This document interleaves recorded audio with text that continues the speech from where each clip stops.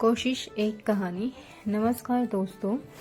एक जंगल में मेंढकों का एक समूह रहता था। एक दिन सभी मेंढकों ने ये तय किया कि आज हम पूरे जंगल की यात्रा करते हैं। सभी मेंढक यात्रा करने के लिए तैयार हो गए।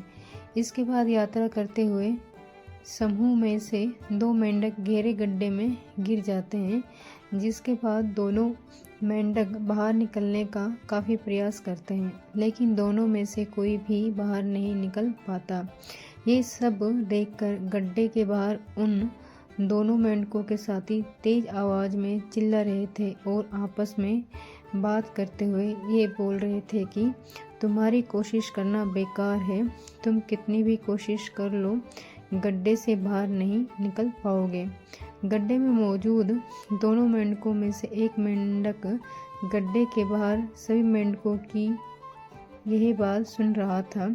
यह बात सुनकर गड्ढे में मौजूद मेंढक बहुत तो निराश हुआ और गड्ढे से बाहर निकलने का प्रयास छोड़ दिया और निराश होकर अपने प्राण त्याग दिए।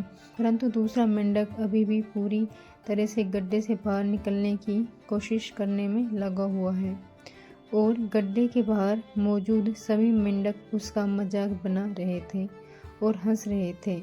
बार बार प्रयास करने के बाद दूसरे मेंढक ने एक लंबी छलांग लगाई और गड्ढे से बाहर निकल गया। समूह के सभी मेंढक ये देखकर हैरान रह गए।